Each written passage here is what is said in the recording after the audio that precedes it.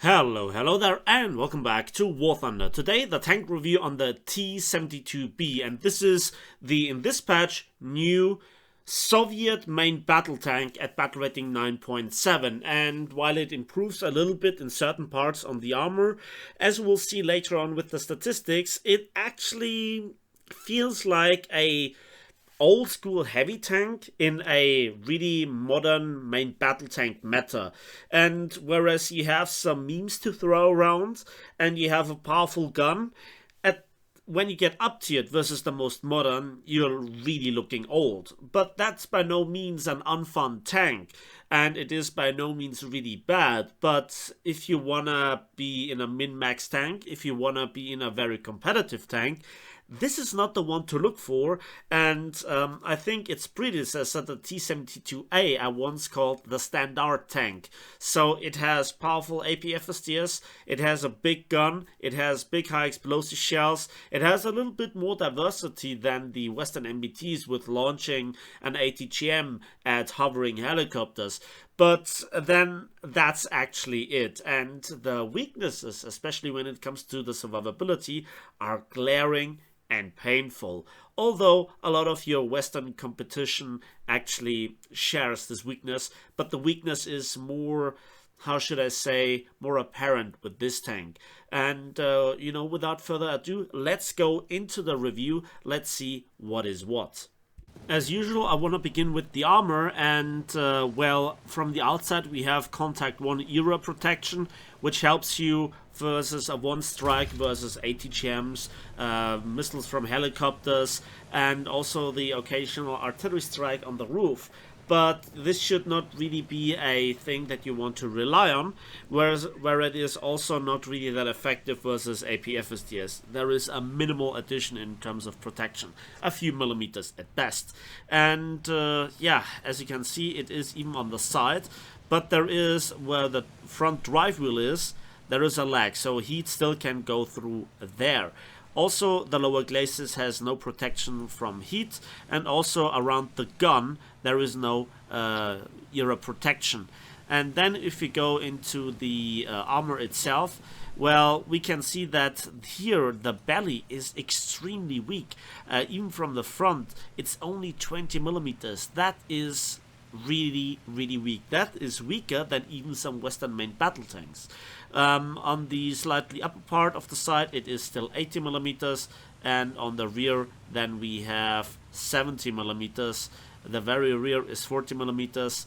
Deck is also very weak with only 20 millimeters, also around the turret ring, and also here on the deck plating. So you can even revenge meme it with high explosive shells of certain caliber. And the funny thing is, even if you manage to place a heat shell in a place where it doesn't go through on the turret, the splash will kill the driver. Yeah, that's actually a thing. And also blow up the ammunition. So then there's also the turret, very thick, but we get here a better view on how thick this effectively is if we go here in the X-ray review, and then we can see its composite armor, and it is just barely withstanding DM33. If DM3 comes slightly from above, then it passes through, but then also the post-penetration damage is severely reduced. The same goes for the turret, but two very big weaknesses. First of all, the lower glacis has, outside of the era protection, no composite protection. So lower glacis versus APFSDS, big weak spot. Then we come to the turret ring, and believe it or not, I tried some test shooting. This is pretty tragic. Whereas the area around the gun breech also is weak, and a lot of APFSDS gets through, it gets at least caught by the gun breech, and you lose only one crew member at most. But once you shoot below the gun, or at the height of the turret ring, or here this big area on the driver's hatch, maybe we can see it from this side. Look at how much is cut out there. This is difficult to see, but even here on this optics, the the composite protection is very thin. So even 40mm APFSDS goes through the turret ring, goes through the driver's hatch. It is absolutely awful how weak the tank is in this aspect. Yes, a lot of the Western MBTs also have this weakness, but this tank, as we'll see later on, well, it would require a bit more armor protection. But yeah, then we come to other weaknesses. First of all, we have here only 3 crew members, of 2 are in the turret, and again they can get easily destroyed, and even if you only lose the driver and the commander, that's your tank dead.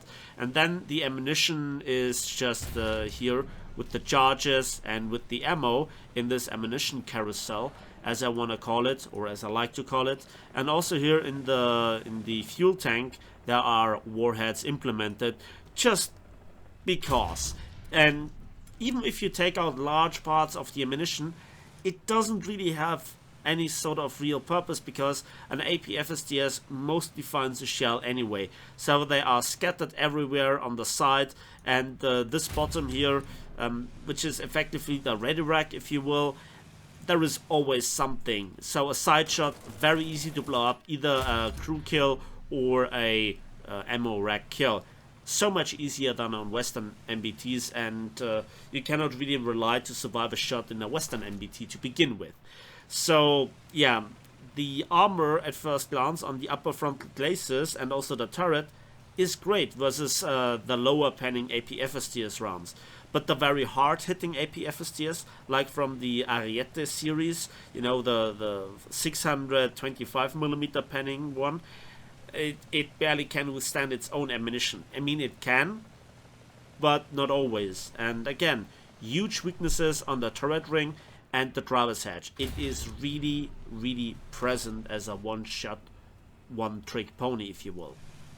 And that is then, yeah, the combination of effectively a lot of weak spots, a lot of non-survivability with only 3 crew members, and also the ammunition carousel being easily hittable from effectively any direction, even through the lower glacis. So let's move on to have a look at some other statistics, shall we? So let's start the comparison with a look at the mobility, and it's actually not looking all that great for the T-72B here in the comparison with all the other 9.7s, and the M1 Abrams has a 10.0. It has by far the weakest engine, and while it is the second lightest tank, it doesn't really make up for it when it comes to then the effective horsepower to ton ratio of 18.9. The next slowest tank, if you will, the Ariete P, has still a 30% horsepower per ton ratio advantage. That is a lot. So the acceleration is not great, the handling in mud isn't great in comparison to all the other Western MBTs that just fly across the battlefield. And then there is also the top speed limited to 57 kilometers per hour. Again, the next slowest, quote unquote, is the Ariete P, which is still some 8 kilometers per hour top speed better, and it actually reaches it more often than your slower top speed. And this is before we come to one of the most disastrous statistics, the reverse speed. At minus 4 kilometers per hour, you transform into a panther when it comes to the maneuvering, and on top of this, you also have no neutral steering. So your mobility is trash, your maneuverability is even more trash, and that lets you have a massive disadvantage versus your opposition when it comes to reacting to opponents coming from various different angles, and you reacting to this. And especially in close quarters knife fighting, this is a massive disadvantage. And so when you then remember the survivability with the easy side shots, with the easy knockout of the crew and the ammunition, this is not looking good. So it better have some good gun handling. Let's have a look at that. Oh, before we go to this, it also completely slides across the battlefield on paved roads. When you then finally have hard terrain, it just slides around like it doesn't have any sort of grip, any sort of contact to the road. It's not really that nice to drive this tank. So with all the disadvantages with mobility, maneuverability and survivability, does it at least have good gun handling? No. While it has the biggest caliber 125mm 2A46 M1 cannon, which has 45 rounds of ammunition, which is more than good enough, even if you take large parts of the ammunition out, it doesn't really increase effectively your survivability. And you have an autoloader with 7.1 seconds reload. But a lot of the tanks reach that also with an expert qualification, and if they go down the road to the ace qualification, if they play it very long or they just throw golden eagles at Gaijin, they have a serious reload advantage of at least 5.5 seconds. And you can already imagine what kind of disadvantage that is. And then there is also the turret rotation, which is the worst. And only the AMX-40 is effectively as bad. And even it is slightly better. And the other main battle tanks have SPA gun handling, if you will. Also, when it comes to the gun depression, it is the weakest. I mean, it is a degree better than some other Soviet main battle tanks, but not really. And then the gun elevation with 13 degrees is also the worst by quite a bit. And this gets also amplified by only 3.5 degrees per second gun elevation speed. Sure, you have the feeling with the Vickers Mark 7 and the MX-40 that they can't really keep up with the other Western main battle tanks, and they are also at a severe disadvantage. But when you then look at the Leopard 2K and also the M1 Abrams and especially the Ariete P, which have a elevation speed with between 20 to 40 degrees per second, that's 5 to over 10 times better what you have. That makes a serious difference, especially if you want to engage enemy helicopters, enemy aircraft, if you want to engage others when you are just flying over a ridgeline or something, if you get up to the speed before they can shoot you. Up until the point that your gun aligns with the enemy, you have practically worse than Second World War tank gun handling on a top main battle tank. And then you don't even have thermal imaging. Sure, you have a night vision device, but you are then very often blind. You then have to rely on your Mark 1 eyeball. Sure, that's very often all that you need if you're an experienced player, but especially in night battles, that is a disadvantage, and it should have thermal imaging to be at least competitive in this aspect. So, gun handling, trash. Then we have the mobility and the maneuverability, trash. Armor has way too many weak spots and the survivability is all but existent. Even a 40mm APFSTS round straight through the center front plate and, well, you're a one-shot even for some enemy SPA. So what kind of ammunition do we actually have? So then when it comes to the ammunition, the tank actually shows a little bit of its strength. Let's begin with the stock APFSTS round, which is also for free, the 3BM22 APFSTS, which has an amazing muzzle velocity of 1760 meters per second and can pen up to 425 millimeters of steel. Sadly, it doesn't have positive normalization. That means it has only 193 millimeters at 60 degrees angles of attack. But you don't really need the laser rangefinder, and at least it has stock APFSTS, whereas if you look at some poor buggers like the MX-40, they have a very hard stock grind, so you don't have to care about your protection, and that is already a big plus point. And if you look at the statistics here and discount the statistics currently for the T-72B, that shell is actually not that far off from the best APFSTS that a lot of the Western main battle tanks can muster. The second shell type is the 3OF26 high explosive shell, and usually a stock high explosive shell on most tanks isn't really that much worth to talk about.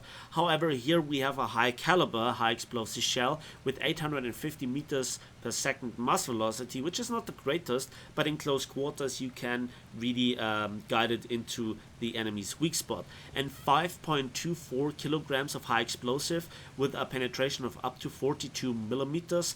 That is like light cruiser grade armament, if you will. And this is really where the memes really start, because if you hit the enemy turret ring, you can splash down, you can one-shot them. Side shots, if you can bypass here the spaced armor, the mud guards, and also versus those very lightly armored and protected SPAs and light tanks of other nations, you can outright hull break them by hitting everywhere really, and it is really this high explosive shell that makes the tank a bit more outstanding from kind of this universal APFSDS thing that top tier at the moment is. The 3BK18M Heat FS round is actually a tier 1 modification upgrade and has a muzzle velocity of 905 meters per second and can penetrate 550 millimeters of steel. And the thing is, since the nerf of the Western 120mm Heat FS from, what was it, 650 millimeters down to 480, it beats the Western MBTs in that aspect. However, composite armor is more or less always better versus heat than it is versus APFSDS, and then also there is a lot of era protection, and when you just hit that wrong part, it's always the first Heat FS that gets heavily absorbed with its damage effect and its penetration values, so it's not to be recommended. You actually can skip this Heat FS round. As a tier 3 modification, we have the 4th shell type, which is the 9M119 ATGM, and this is actually worth thinking about, not just because of the penetration of 700 millimeters and the 400 meters per second maximum speed on the trajectory, but also the range of 5 kilometers. Together with your heavy machine gun, you can actually threaten helicopters with this thing if you manage to directly hit them. So if you see somebody and you're not really comfortable hitting them with your APFSDS at longer ranges, you then can guide in this ATGM and at least, threaten them and force them to make evasive actions. And, with 700 millimeters, you also can pen Western MBTs easier if you have it in the barrel loaded. But to be honest, APFSDS is just always better. The 5th and last upgrade is the 3BM42 APFSDS round, which is a tier 4 upgrade with a actually slower mass velocity of only 1700 meters per second compared to the stock shell. However, it is better both in the raw penetration with 479 millimeters and also versus 60 degrees angles of attack with 248 millimeters. And that is actually very competitive at this battle rating. Only the Ariete barely beats it at flat armor and is, then noticeably better at 60 degrees angles of attack, but it actually beats then any other Western MBT aside from the Ariete P. And again, it is the fastest shell in this comparison versus the main battle tanks.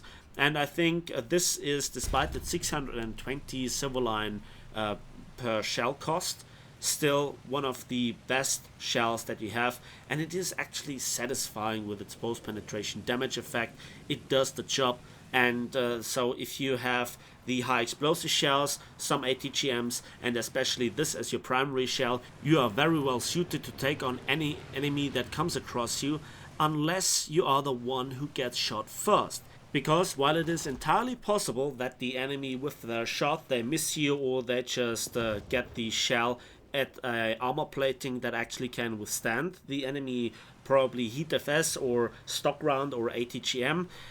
Most of the time people hit you with their reflexes or their muscle memory dead center, and there is this huge driver's hatch, there is this huge turret ring, and also the area around the gun breech is also pretty fragile. So just aim dead center, practically at neck height, and you have a very good chance of knocking this tank out or outright one-shotting it.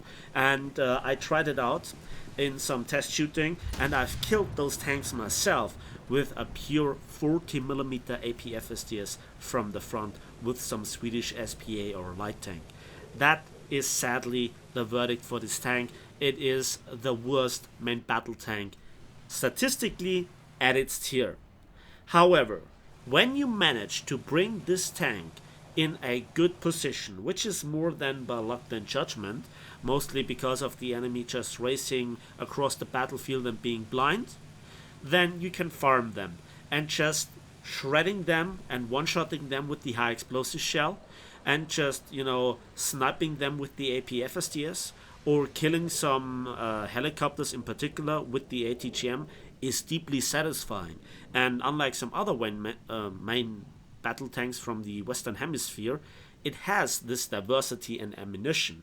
So this is the verdict on this tank. Statistically bad, however fun. And as you could see in the gameplay, I also had some good scenes, I had some good kill streaks, and I think the problem for this tank is not what it is, but what also the rest of the Soviet tech tree has to offer. Because, to be honest, this, what I just said, and the majority of statistics could be said for the T-72A, for the T-64A 1971, the T-64B, the T-80B, and the T-80U, and probably what also gets added as gap fillers or as successors to this tank or predecessors, whatever. So this is the Soviet standard tank. Strong AP FSTS, strong meme potential with the high explosive shell, diversity with the ATGM, easy to one-shot from the side, either by crew knockout or ammunition explosion, and also from the front, too many weak spots to be really strong.